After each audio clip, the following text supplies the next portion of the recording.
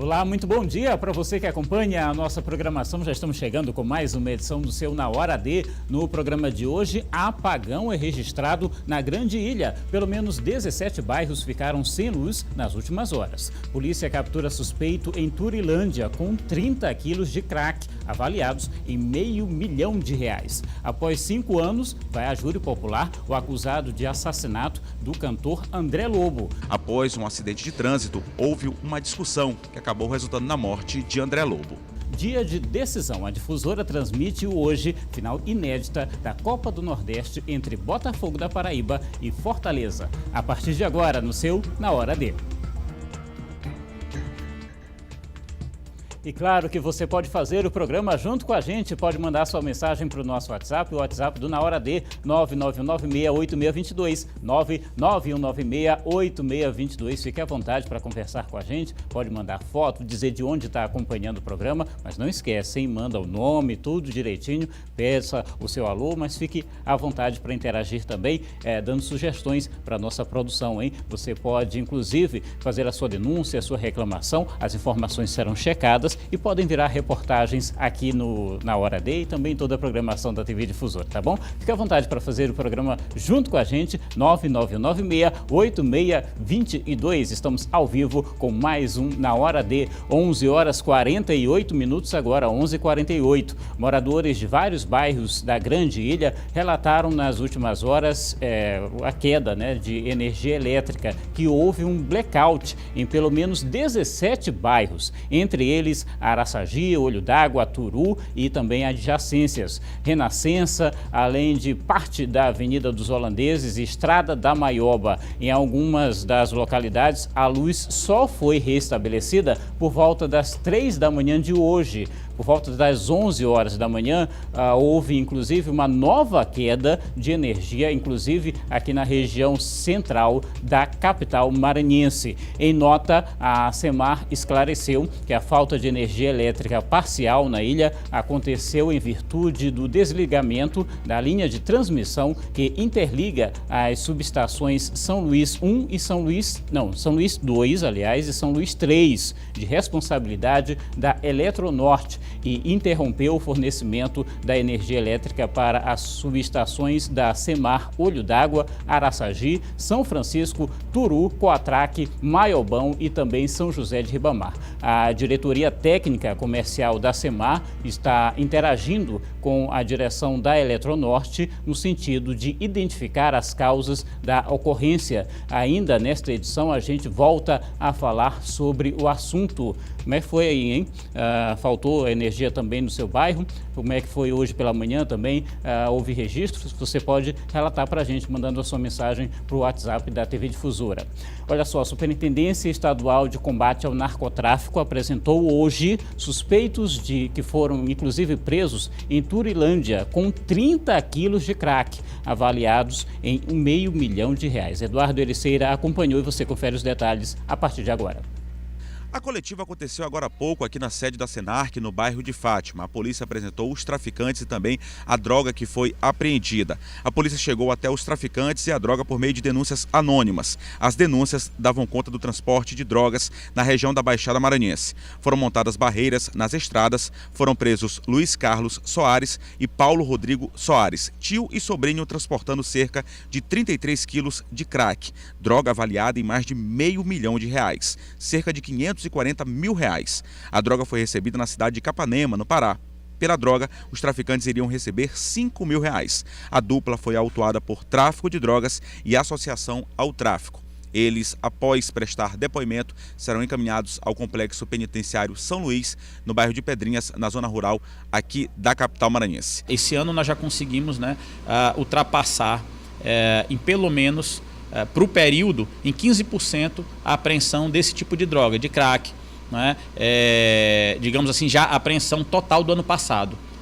E em 54% nós superamos a mesma quantidade que foi apreendida da mesma droga no mesmo período do ano passado. Então, a mesma coisa se diga da cocaína. Nós tivemos uma apreensão que esse ano já é superior a todo o ano passado, todo o ano de 2018. Nós temos tentado dar e manter esse foco para que a gente consiga digamos assim, imprimir prejuízos maiores, né, com um tipo de droga que é um tipo de droga que passa mais facilmente despercebida, porque ela é melhor alojada em veículos menores. Eduardo Ericeira para o Na Hora D. Ok, obrigado, Eduardo, pelas informações. Outras informações, mais detalhes, você confere, inclusive, no novo Jornal da Difusora, às 7h20 da noite e também no portal MA10. E eu aproveito para te convidar mais uma vez a participar, a fazer o programa junto com a gente. 991968622, 991968622 é o número do WhatsApp do Na Hora D. Você pode mandar sua foto, tem muita gente participando, está bem legal a participação de várias regiões do estado e você também pode fazer parte aqui do nosso programa, tá bom? 11h52, agora 11h52. Direito de família. Já ouviu falar em poliamor e multiparentalidade? É difícil de falar, né? Com o surgimento de novos tipos de família, surge também a coexistência da família socioafetiva, justamente com a filiação biológica. Para explicar melhor, para que a gente possa entender direitinho o que significa cada um desses termos, eu recebo aqui no estúdio a advogada e escritora Ana Alice Torres, que vai conversar com a gente a partir de agora Na Hora D. Seja bem-vinda, obrigado pela presença. Obrigada. Muito bom dia, Ana Alice. Então, eu falei vários termos ali que antes não se falava, né? Passaram a ser discutidos agora. Inclusive, vão ser temas de um bate-papo, né? Fala um pouquinho primeiro sobre esse bate-papo, como é que vai ser? Sim, amanhã, né, quinta-feira, Quinta Jurídica, um evento na UAB Maranhão, às 19 horas, nós iremos discutir novos temas relacionados ao direito das famílias. E o tema escolhido esse mês foi justamente a família poliafetiva, que é um instituto relativamente novo, né, no direito, mas é uma realidade fática no país já há muito tempo. Então, o tema escolhido foi a família poliafetiva e nós iremos discutir. Eu vou estar lá discutindo com a professora Ana Valéria de Miranda Araújo, que é professora de Direito das Famílias da UNDB, certo, e que é super fera nesse tema, e ela vai lá dando apoio com a gente, conversando, explicando melhor, e aí quem tiver interesse no tema, né, dúvidas, pode comparecer amanhã às 19 horas na OAB. Pois é, esse interesse pode ser de qualquer pessoa pode participar, Sim. acompanhar, como é que funciona? Sim, as inscrições estão sendo feitas no site da ESA, que é a Escola Superior da Advocacia, né, no site da OAB, e fazendo a inscrição, é gratuito o evento, você pode comparecer e é só chegar e assistir, tudo certo. Ok. Então, a gente estava falando, você inclusive começou comentando que é um tema novo, né? O poliamor. O que significa esse termo? Representa o quê? Então, a família poliafetiva é aquela formada por mais de duas pessoas dentro de um relacionamento.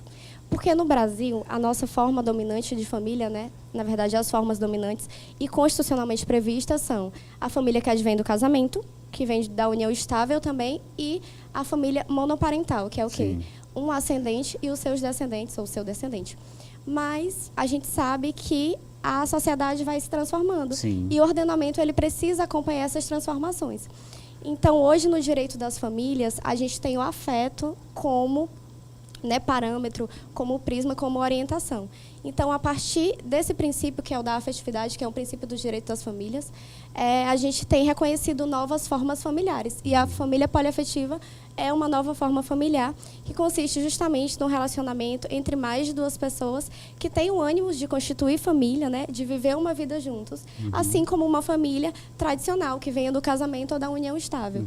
A forma mais comum do Brasil é o trisal, né, que são 3 pessoas envolvidas naquela relação.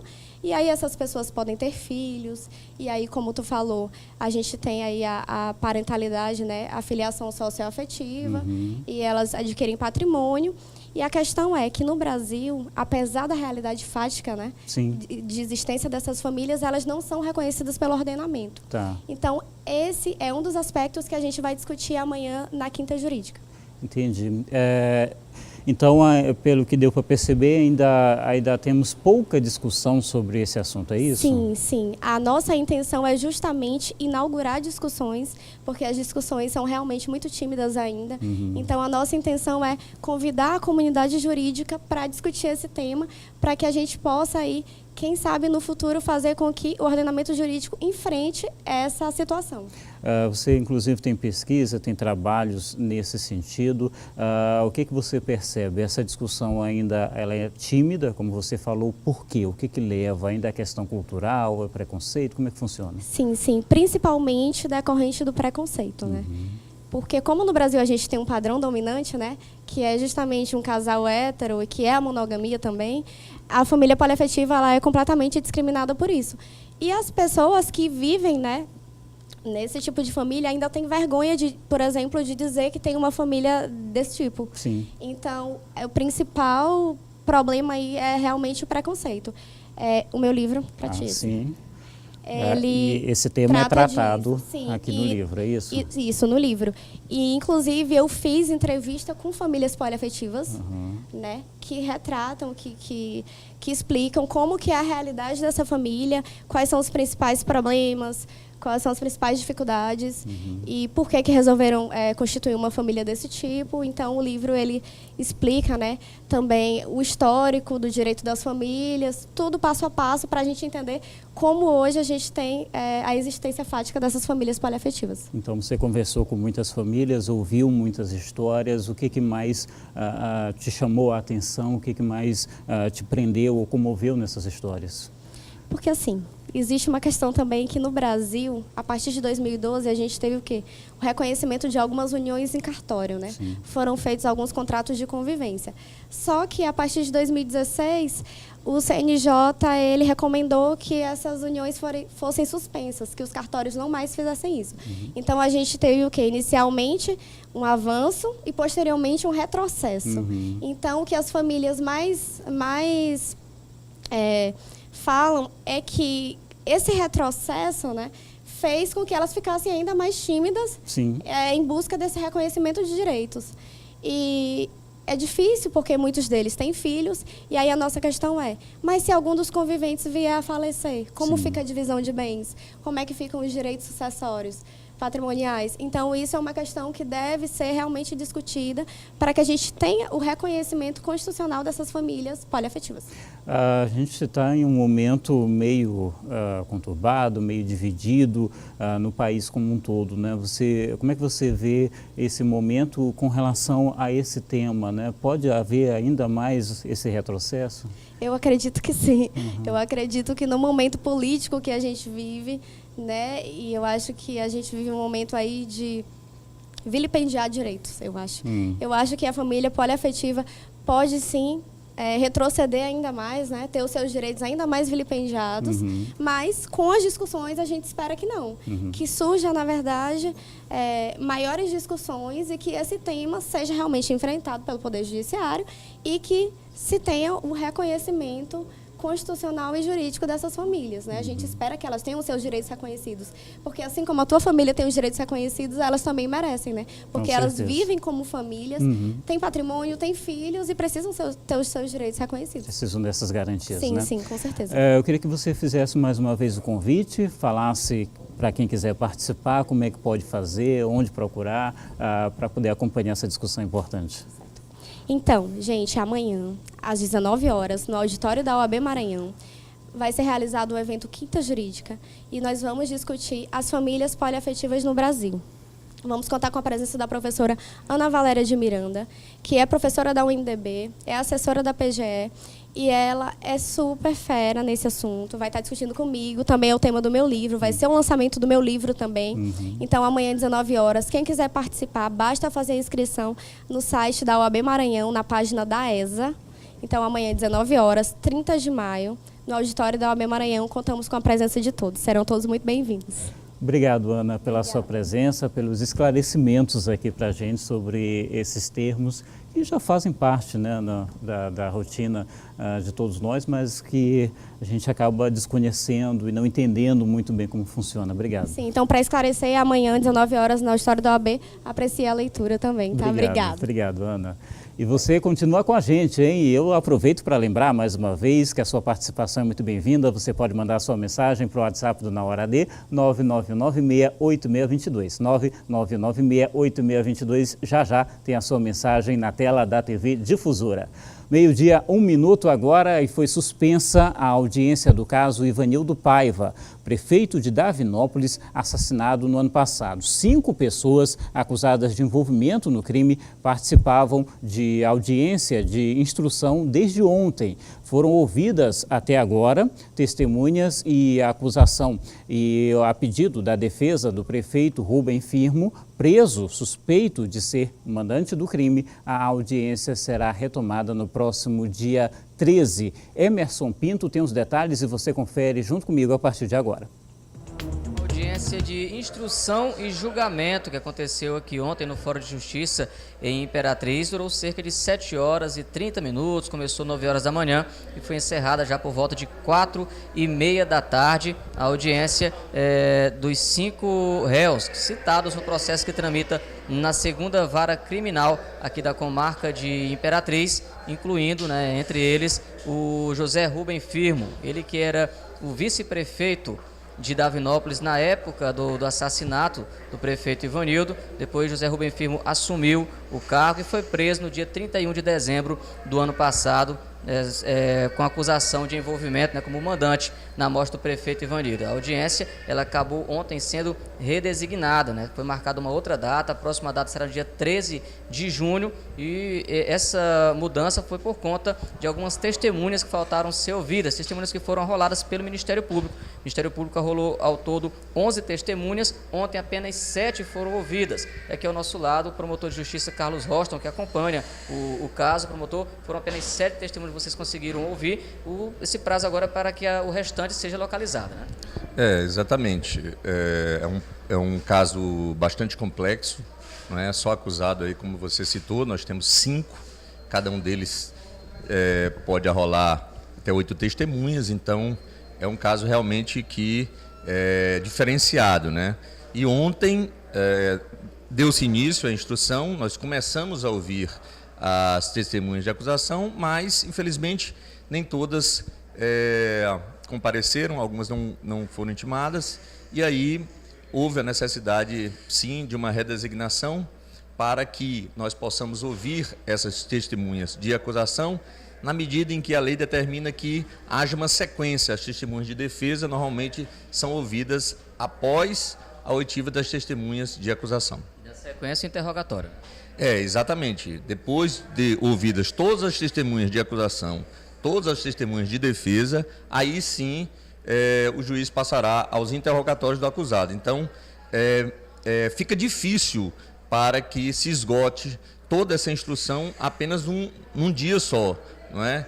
Dependendo da quantidade de testemunhas de defesa arrolada, é possível que um dia só não seja possível encerrar-se essa instrução. Próxima data, a gente até confirmou ali com a Secretaria da 2ª Vara Criminal, realmente dia 13 de junho. Já foi redesignada, dia 13, os réus estão presos, então a data mais próxima, um tempo relativamente curto, para que se possa dar sequência e dar celeridade a esse caso. Doutor, obrigado pelas suas informações, pela sua participação.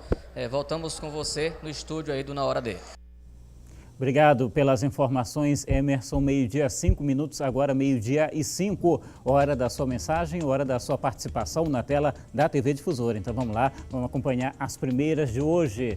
Mensagem na tela, meu nome é Maiara, sou de Santa Helena e está acompanhando o programa. Obrigado, Maiara. Um abraço a todos aí de Santa Helena, hein? Boa tarde, estamos ligados no NHD. Peço que mande um grande abraço a todos os moradores do residencial Armindo Reis, em Passo do Lumiar. Obrigado, hein? Um abraço a todos aí do Armindo Reis, um abraço a todos em Passo do Lumiar.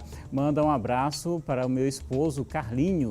Eu não perco um só programa. Olha, obrigado, viu? É Dijane de Turilândia que está acompanhando a gente. Obrigado mais uma vez, viu? Seja sempre bem-vinda aqui ao nosso programa. Faça o programa junto com a gente. Mande a sua mensagem para o 99196-8622, 99196-8622 e a gente vai lendo, vai mostrando a sua participação aqui na Hora D, tá bom? A seguir, grande decisão da Copa do Nordeste 2019 terá transmissão aqui do Sistema Difusora. E claro, você não vai perder, né? Já já a gente volta com essa, outras informações e a sua participação. É rapidinho, até já.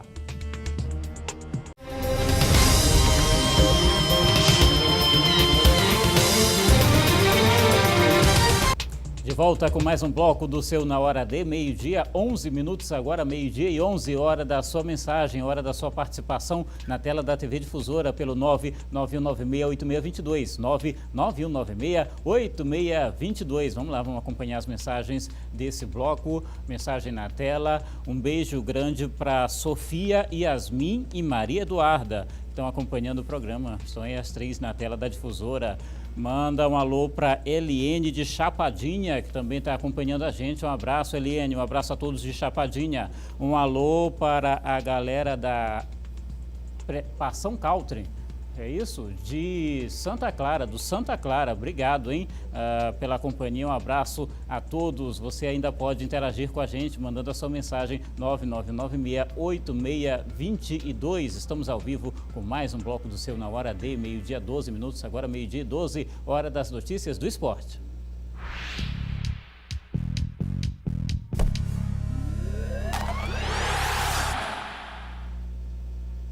Nós começamos o bloco de esporte falando de Copa do Nordeste. Afinal, a noite é de decisão na chamada Champions League. Mais uma vez estarão frente a frente o time com o melhor ataque, o Fortaleza, e diante da defesa menos vazada do Botafogo da Paraíba. Pela primeira vez, as equipes vão decidir a competição. Acompanhe. Uma decisão inédita. Tanto o time paraibano quanto o cearense chegaram pela primeira vez à final da Copa do Nordeste. Cada um deles com apenas uma derrota na competição. Com um detalhe curioso: o Fortaleza, do técnico Rogério Ceni, só perdeu justamente para o Botafogo da Paraíba, ainda na fase de grupos, mas descontou no último encontro entre os dois. Para conseguir um resultado positivo, o Botafogo da Paraíba terá que superar a vantagem do Fortaleza, já que a equipe venceu a primeira partida da grande final. Se o jogo terminar em 1-0, segue para os pênaltis. Serão necessários 2 gols de diferença para o Botafogo garantir a vitória. Mas a estatística é favorável para o Botafogo, que venceu 5 dos 6 jogos que disputou no estádio Almeidão, palco da finalíssima desta quarta-feira. O técnico Evaristo Pisa vive a expectativa de mais um título após a conquista do Campeonato Paraibano. Mas ele quer contar com o atacante Marcos Aurélio. O artilheiro da equipe, com 5 gols, ainda é dúvida para a final. A decisão vai contar novamente com a presença do árbitro de vídeo. Uma equipe que, com todas as mãos, formamos em menos de uma semana uma sala completamente adequada para o VAR. Ela está isolada, equipada para receber o jogo amanhã. Antes da partida ser realizada uma homenagem póstuma ao cantor Gabriel Diniz, morto em um acidente aéreo. Gabriel era torcedor do Botafogo. A expectativa é lotar o estádio Almeidão. Mais de 9.000 ingressos já haviam sido vendidos antecipadamente. Continuamos com as notícias do esporte e para dar a virada que precisa no Brasileiro, o Imperatriz anunciou ontem seu novo treinador. Após uma semana da dispensa de Rui Scarpino, a diretoria do Imperatriz, enfim, anunciou o retorno de Paulinho Kobayashi ao comando do time. Ricardo Kobayashi tem 49 anos, nascido em Osasco, assume o Imperatriz pela segunda vez. Antes, em 2018, ele dirigiu o Cavalo de Aço em 3 partidas no Campeonato Maranhense. Ele chega com o auxiliar técnico Marcelo de Almeida Copertino. Hoje, à tarde, inclusive, o novo técnico vai ser apresentado ao elenco e participa também de entrevista coletiva. Imperatriz voltou ontem também a treinar para o próximo desafio no Campeonato Brasileiro. Depois de perder no último jogo que disputou na competição, todos sabem que o Cavalo de Aço que é preciso agora de uma virada na competição. Caso contrário, será tarde demais. Veja só. O time se reapresentou e agora nada de moleza. Depois da chegada da Paraíba após o último jogo fora de casa, é hora de aquecer os músculos e voltar à concentração. No jogo lá contra o Botafogo, infelizmente, alguns erros, tanto lá atrás como na frente, que ocasionou a nossa derrota, né? mas em algumas partes da partida a gente foi bem. Agora é procurar acertar o que a gente errou, né? Corrigir os erros. E eu creio, né, que com os ajustes que vai ter e com o trabalho, eu creio que a gente vai buscar esse resultado positivo dentro de casa, que vai ser muito importante pra gente. É que o Imperatriz não conseguiu evitar a derrota por 2-1 no jogo contra o Botafogo, que fechou a 5ª rodada da primeira fase do Campeonato Brasileiro da Série C. E a coisa ficou feia para o Cavalo de Aço. Com a derrota, o time despencou na tabela, ocupando agora a 7ª colocação com 5 pontos. Mandando os treinadores embora e o jogador ficando. E apanhando, é só taca, Imperatriz. Mas nós vamos ganhar Santa Cruz. No próximo sábado, dia 1º, o Imperatriz joga em casa contra o time Santa Cruz. O jogo vai acontecer no estádio Frei Epifânio da Badia, às 7 horas da noite. Agora vai ter que correr atrás para juízo e logo contra a grande equipe que é o Santa Cruz. A equipe do Santa Cruz, que é uma equipe de renome nacional, uma equipe fortíssima que venceu até então o Fluminense pela Copa do Brasil, perdeu apenas os pênaltis para a forte equipe do Fluminense. Então o Imperatriz vai ter que vencer o Santa Cruz para sonhar ainda com uma classificação. Pois é, amanhã tem mais notícias do esporte aqui na Difusora.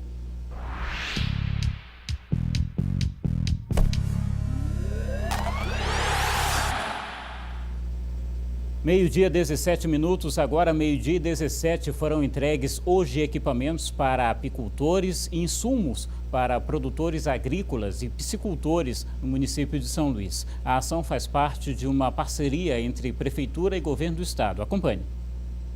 O Maranhão produz cerca de 1.700 toneladas de mel. É o 3º maior produtor do Nordeste. Os dados são do Instituto Brasileiro de Geografia e Estatísticas, IBGE, de 2017. O seu Edmar é apicultor há quase 30 anos e acredita que hoje a produção é ainda maior. Ele conta que em alta temporada produz mais de 50 litros de mel por mês, uma atividade que exige dedicação. Se você tiver 30 colmeias, você tira de 60 a 70 litros de mel todo mês. Varia, tem mês que tira de 50, tem mês que tira 60, tem mês que tira 70, é assim. Depende, você dá muita atenção para elas, tem que também zelar delas, tem que cuidar. Ele trabalha na área do quebra-pote. Mesmo com a boa produção, ainda precisa de incentivo. E foi isso que veio buscar. A Secretaria Municipal de Agricultura, Pesca e Abastecimento está doando alguns equipamentos e insumos para o produtor rural. 10 toneladas de ração para o programa Mais Piscicultura, né? Equipamentos para os nossos piscicultores. E também estamos doando várias toneladas de toneladas de feijão, que são sementes que serão plantadas agora, ou seja, trabalhadores na área de apicultura. É uma parceria entre a Prefeitura e o Governo do Estado. Cerca de 400 produtores vão ser beneficiados diretamente. A maioria trabalha na zona rural de São Luís, já próximo do perímetro urbano. Potencializando essa produção, é possível garantir não só o sustento da família, mas também o abastecimento das comunidades próximas e até mesmo do polo comercial da capital. E é o que o seu Itaci deseja. Há 4 anos, ele investiu na criação de peixes e sonha em aumentar a produção. O meu objetivo é fazer 12 tanques. O objetivo é para 12 tanques. Tenho área para isso. Então eu quero só hoje... Estou tentando ver se consigo, junto ao governo, para ver se consigo uma melhoria. Pois é, como disse o Guilherme na reportagem que você acabou de conferir, é uma ação fundamental não só para essas famílias, mas também para toda a região, né? Movimenta a economia da região. Então, é importante para todos nós. Está aí o trabalho que está sendo desenvolvido. Meio-dia, 20 minutos agora. Tudo pronto para a realização da Festa do Divino Espírito Santo em Alcântara, uma das maiores celebrações do catolicismo popular no país. O festejo começa hoje com passeata, levantamento do mastro e encontro das caixeiras do Divino com os músicos. A programação oficial do festejo segue até o dia 9 de junho. para o fim de semana de encerramento, que também terá shows. A maioria das vagas nas pousadas já estão inclusive esgotadas. De São Luís, o jeito mais fácil para chegar lá é via marítima. As embarcações saem do cais da Praia Grande e param diretamente em Alcântara. E os ferryboats do terminal da Ponta da Espera até o Cujupe, que fica a 50 quilômetros de Alcântara por rodovia, tá bom? Mais informações sobre o festejo, sobre a programação, você confere no portal ma10.com.br, tá bom? Olha só, agora é a hora da sua participação. Você que mandou sua mensagem para a gente pelo 999968622, 999968622, o número está aqui na sua tela e é sempre importante lembrar que você inclusive pode fazer também a sua denúncia, a sua reclamação.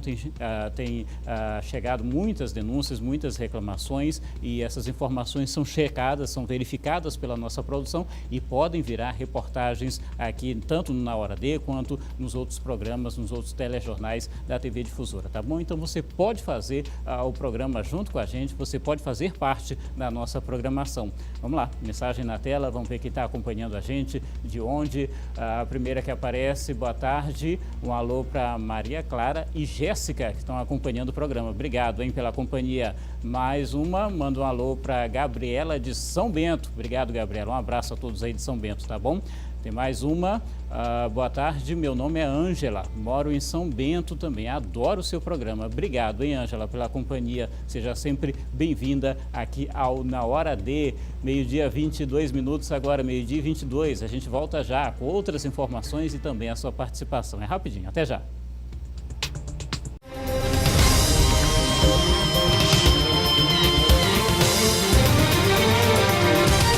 Meio-dia 27 minutos, agora meio-dia 27. Já estamos de volta com mais um bloco do seu Na Hora D. Hora da sua participação. Você que mandou mensagem para o 9996-8622, 9996-8622, WhatsApp do Na Hora D. Mensagens na tela. Vamos lá.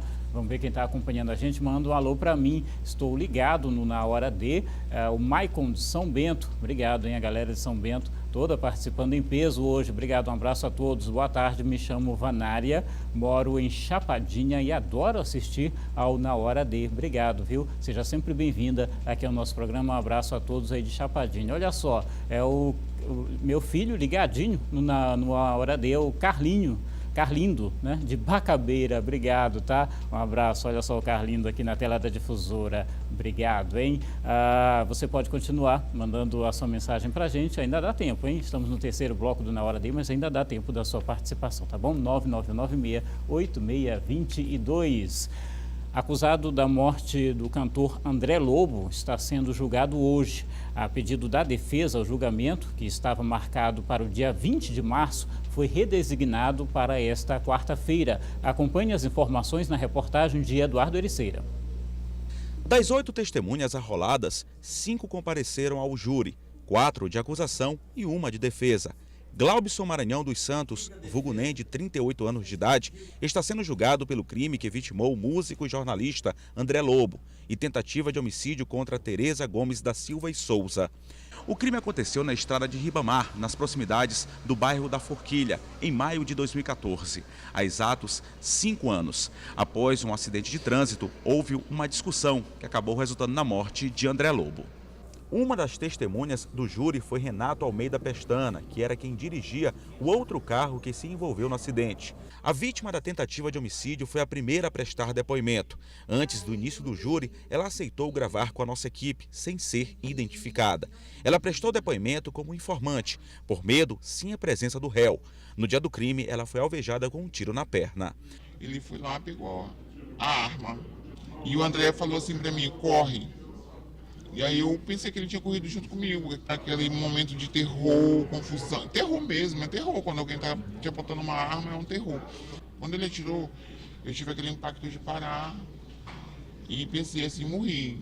A defesa foi realizada por um defensor público. Ele alegou que não foi Glaubson dos Santos, o NEM, quem efetuou os disparos. O acusado, desde a primeira fase judicial, alega inocência. e a tese da defesa deve enveredar a polícia pela negativa de autoria, mas o que vai determinar o andamento do feito, né, o deslinde do feito, são os depoimentos das testemunhas, bem como o interrogatório dele, que vão fazer parte hoje da prova oral ministrada aos jurados. O Ministério Público foi quem ofereceu denúncia. Para a acusação, não há dúvidas sobre a autoria dos crimes. Não tem nenhuma dúvida quanto à autoria, eu não estou me reportando aqui a figura criminosa deles ali, hoje nós vamos atacar única e exclusivamente a condição do NEM de ter matado sordidamente, friamente, o André. Não deu nenhuma chance de resistência para ele. Você viu aí, né? Toda a história teria sido motivada por conta de uma briga no trânsito. É complicado, né? Mas a gente ainda vê muita gente estressadinha no trânsito. Aqui em São Luís, por exemplo, são muitos os casos, isso diariamente, né? E aí briga, e aí discute, e aí joga o carro por cima do outro. É complicado, é delicado, né? Mesmo assim, as pessoas não se conscientizam, né? E do outro lado, pode ter uma pessoa armada e sabe-se lá com que intenções, com que humor, e o resultado pode ser trágico, inclusive com mais mortes no trânsito. É delicado, é uma situação lamentável, mas infelizmente essa é a realidade que a gente tem no trânsito, isso não só aqui na capital, mas em todo o país. Os números são altíssimos e lamentáveis. 12h32 agora. 3 mandados de prisão temporária foram cumpridos hoje na Operação Cidade Limpa, em Imperatriz e Bacabeira. Os alvos eram o ex-prefeito Raimundo Jovita, da cidade de Esperantinópolis, a 350 quilômetros aqui da capital, o ex-secretário municipal de administração, Márcio Alencar, e o sócio de uma empresa locadora de veículos e máquinas. De acordo com o Ministério Público, houve fraude no processo de licitação para a prestação do serviço de limpeza urbana pela contratação dessa empresa por mais de R$1 milhão. Os trabalhos foram coordenados pelo Grupo de Atuação Especial de Combate às Organizações Criminosas, o GAECO, do Ministério Público do Maranhão, o primeiro Departamento de Combate à Corrupção e também pela Superintendência de Polícia Civil do Interior. Outras informações você vai acompanhar durante a nossa programação e também no portal MA10. Seguimos ao vivo com o seu Na Hora D, nesse começo de tarde aqui de quarta-feira, 12h33, agora 12h33. Aqui na capital, um homem descobriu uma traição e matou o amante da esposa, identificado como Hamilton Costa, a facadas, pedradas e também pauladas na região do Altos do Calhau. Veja na reportagem de Silvan Alves. O que aconteceu aí, de acordo com as informações aí? O Hamilton Costa estava namorando com a esposa do Wallace, que é conhecido como Buffalo Bill. E aí, segundo eles, esses encontros íntimos aqui eram muito comum, aqui nessa região, aqui dentro do Matagal. Ele, para se esconder porque estava tendo um caso extraconjugal com uma mulher casada, ele vinha com ela para cá. Só que provavelmente o marido tomou conhecimento, é possível de que não foi só o Wallace, o autor do crime, pela quantidade de pauladas, pedradas, e aí possivelmente havia mais de uma pessoa. Além do marido traído, ele deve ter contado com a ajuda de mais alguém. Uma pedra ali, ó, uma pedra grande ali bem no meio da rua. E algumas informações já foram dadas aqui por pessoas que viram ele aqui nas proximidades, né? E depois teriam visto ele se afastando do local depois, provavelmente de ter cometido o crime, provavelmente depois de ter cometido o delito. Então, estão aí as informações com Silvan Alves. E vendedores ambulantes de Caxias aguardam ansiosos pela entrega de um prédio que vai abrigar 286 boxes para que eles possam trabalhar. A previsão de entrega desse centro comercial está para o ano de 2020 e quem traz as informações, os detalhes sobre esse caso é a Raquel Souza. Acompanhe. A construção do shopping dos Camelões é muito aguardada por centenas de famílias de vendedores ambulantes em Caxias. Uma iniciativa da Prefeitura Municipal por meio da Secretaria Municipal de Infraestrutura e Urbanismo. A obra, que está situada no centro da cidade, possui uma área de mais de 4.000 metros quadrados. O prédio vai dispor de 5 pavimentos e 286 boxes, sendo 5 deles para o setor de alimentação. Vai ter ainda 2 elevadores, saída de emergência, além de espaço para loterias e bancos. Após a conclusão dos trabalhos de fundação da obra, que durou 7 meses, a construção ganhou mais ritmo. A expectativa é de que a obra beneficie mais de 200 famílias de permissionários que ocupam hoje o centro da cidade, promovendo a geração de emprego e renda de forma direta e indireta. A previsão é que a obra seja entregue no período de janeiro a março de 2020. Raquel Souza, de Caxias, para o programa Hora D. Obrigado, Raquel, pelas informações. Tá, então, por falar em geração de renda, mais de 12.000 vagas devem ser ofertadas no estado por meio de concurso público. De olho na estabilidade, muita gente vem se preparando. Veja só. A turma lotada significa que todo mundo aqui está em busca de estabilidade profissional e financeira. Assim que soube que o concurso para o preenchimento de vagas no Tribunal de Justiça do Estado do Maranhão havia sido autorizado, esse advogado iniciou de imediato a preparação. Meses antes, a gente já começa a se preparar. E é um dos exemplos aqui no curso, que a gente já com antecipação, antes de sair o edital, a gente já inicia os preparativos. Tem a questão da estabilidade. Não apenas os salários, mas a questão da estabilidade. Então, sempre, a cada ano que passa, fica mais visado, mais concorrido. A preparação dos demais concurseiros fica cada vez maior, então você tem que se preparar cada vez mais. A expectativa é que só no Maranhão mais de 12.000 vagas serão ofertadas por meio de concursos públicos. Além do Tribunal de Justiça, outras oportunidades serão lançadas. Isso inclui órgãos federais como Fundação Nacional da Saúde, Instituto Chico Mendes e Departamento Nacional de Infraestrutura de Transportes, e órgãos municipais, como as prefeituras de Brejo de Areia, Grajaú, Penalva e Riachão. Os salários podem chegar a até R$20.000. O Alexandre, que está no último período da faculdade, tem corrido para ser aprovado em um desses certames. Aqui a gente tem aula 3 vezes na semana, às vezes final de semana também. E em casa é uma rotina diária, segunda a segunda, tem que estar estudando para estar bem preparado quando chegar o concurso. Por conta da preparação, o tempo da Clara anda limitado. É que ela tem conciliado as aulas da faculdade com as do cursinho. O dia tem se resumido a estudos. Está sendo bem complicado, né? Mas a gente está conciliando, até porque não é só o curso que a gente tem. A rotina está sendo bem cansativa, eu estou indo dormir muito tarde mesmo. Até por conta de eu estar estudando para isso e estar estudando para a faculdade. Você está conciliando o... Exatamente, está bem difícil, mas eu estou tentando. Professores orientam que organização e planejamento são fundamentais para quem almeja a tão sonhada aprovação em um concurso público. Combinado a isso tudo, é preciso também cair de cara nos livros, até porque hoje a concorrência não para de crescer.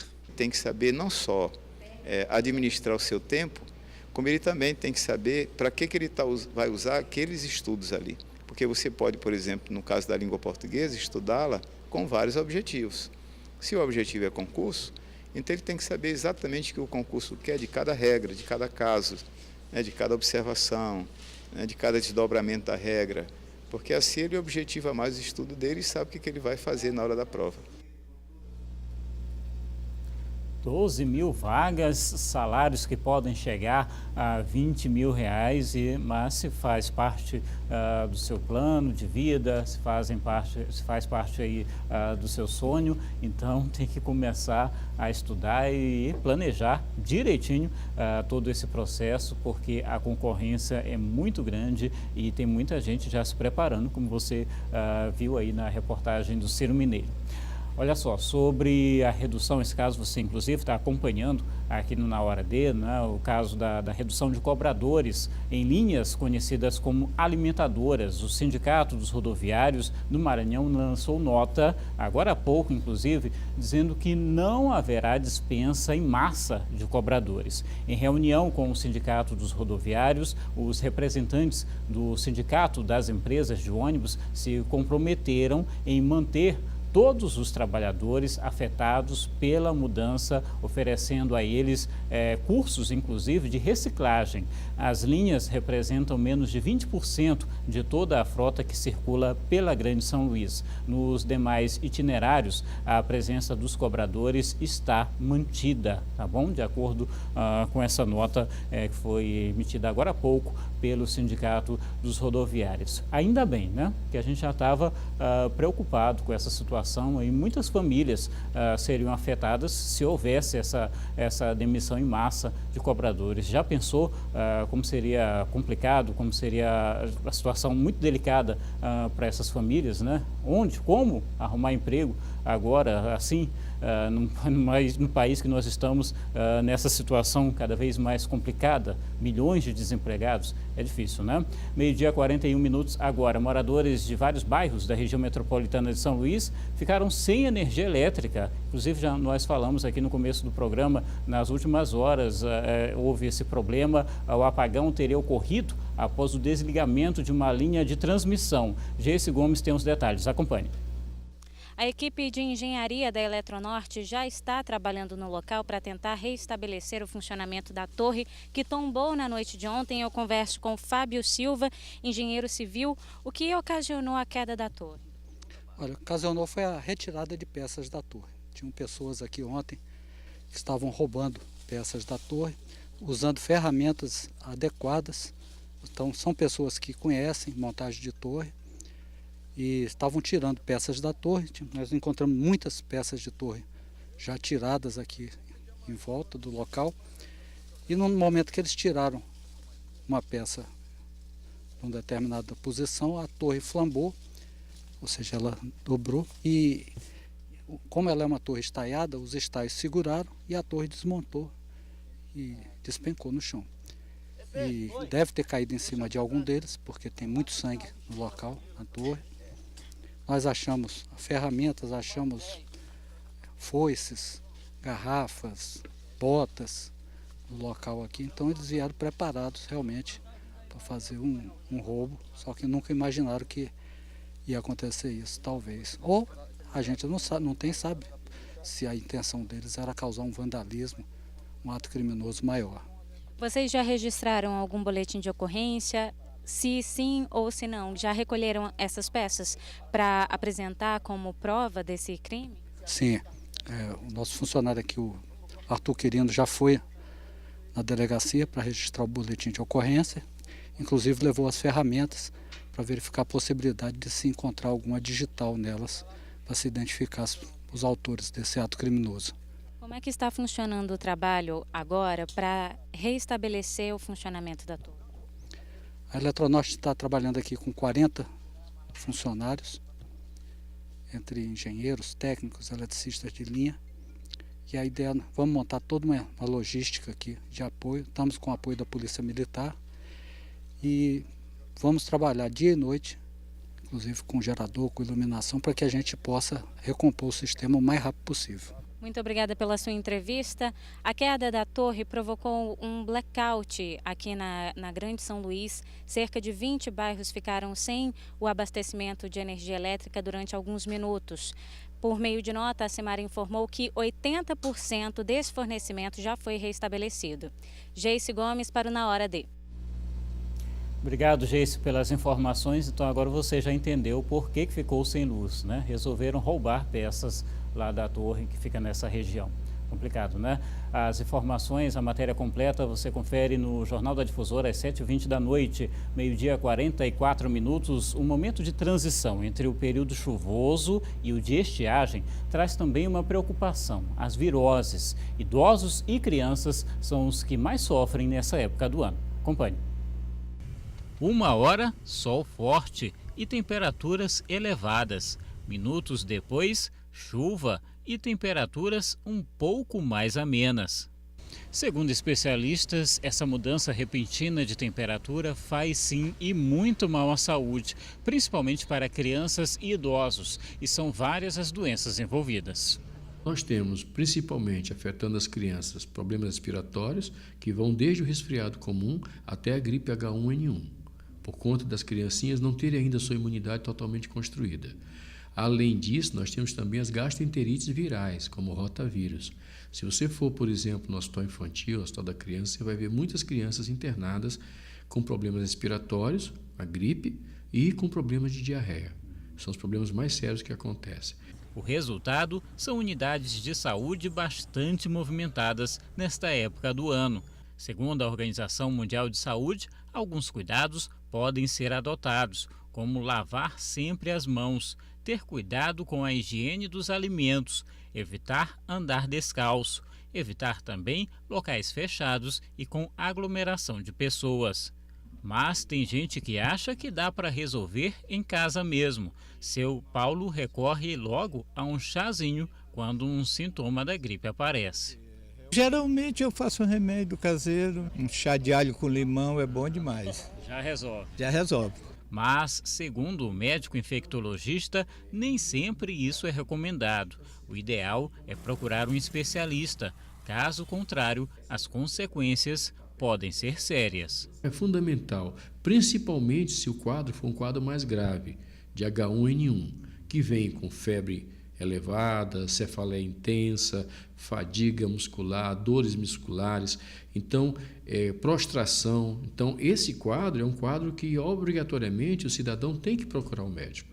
Evitar a automedicação porque isso pode evoluir para uma pneumonia e evoluir para a morte. Na estrada de Ribamar, as modificações que reduziram o número de retornos têm sido motivo de reclamação dos condutores, mas também são vários os flagrantes de irregularidades. Acompanhe. Bastam alguns minutos para flagrar as irregularidades na MA 201. O canteiro central já está danificado em vários pontos e mesmo nos locais onde ele é alto, os motociclistas conseguem passar. Atrapalha o trânsito, atrapalha o pedestre, põe em risco a vida do motociclista e a vida do pedestre também. Desde janeiro, quando a MOB reformulou o trânsito na região, foram estabelecidos 3 pontos de retorno. O primeiro é este ainda na Forquilha. O segundo fica perto de um shopping e foi inspirado neste cruzamento da Forquilha, que substituiu a rotatória e desafogou o fluxo de veículos. Só que mesmo com a sinalização, as infrações neste ponto da estrada de Ribamar são recorrentes. O condutor deste veículo fez conversão irregular.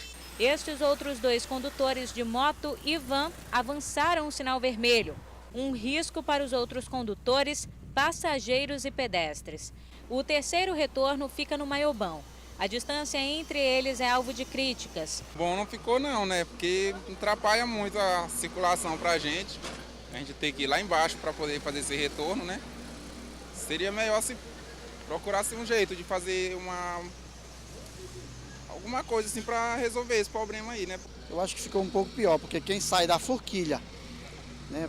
Quem sai da Forquilha tem aquele semáforo ali próximo àquele Rio Paciência, que às vezes funciona, às vezes não funciona. Aí fica uma confusão e a pessoa tem que vir para cá, para o Maiobão, fazer o retorno. Aí fica difícil. A MA 201 é uma das principais vias de acesso à capital para cerca de 300 mil habitantes dos municípios de Passo do Lumiar e São José de Ribamar. Além disso, ao longo dos últimos anos, houve um aumento do número de condomínios ao longo da via, o que aumentou ainda mais o fluxo de veículos e os problemas no trânsito. Um acidente envolvendo 2 ônibus foi registrado na via. Se eu sou a autoridade e você é o administrador, eu digo, olha, para você sair daqui e ir aqui para o lado, você tem que andar 9, 10 quilômetros, eu estou mandando chovendo molhado, porque não vai funcionar. Você não vai obedecer. Você pode até obedecer uma ou outra vez, mas na ausência do fiscal, você vai arrumar um jeitinho. Você vai abrir uma passagem clandestina pelo canteiro central, você não vai cumprir. É contra o censo. Muito bem, essa reportagem que você acabou de conferir aqui no Na Hora D foi uma denúncia, foi uma sugestão de um telespectador. O Magno, do Jardim Tropical, mandou mensagem para o WhatsApp do Na Hora D, 999968622, e a equipe da TV Difusora foi até o local acompanhar, ver de perto a situação, né? Então, você ouviu aí vários lados com relação a isso, a população reclamando, e nós procuramos a Secretaria de Estado da Infraestrutura, que informou que estão em fase de avaliação os novos projetos relacionados à rodovia para adotar outras medidas com o objetivo de melhorar a mobilidade do local. Estão estudando, vendo direitinho como é que pode ser feita a modificação por lá, tá?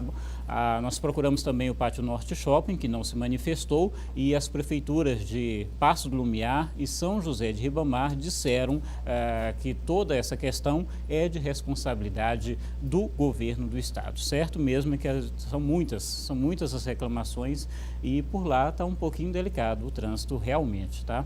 Em alguns pontos não ajudou em nada a modificação que foi feita, e tem que fazer o contorno por umas quadras lá que estão completamente esburacadas, e aí não facilitou não, tanto que foi motivo de denúncia, motivo de reclamação, a sugestão de reportagem no nosso WhatsApp, 999968622. Você também pode interagir com a gente, também pode fazer o programa junto com a gente, tá bom? Obrigado pela sua audiência, pela companhia, um forte abraço. Outras notícias às 7h20 no Jornal da Difusora. Até amanhã.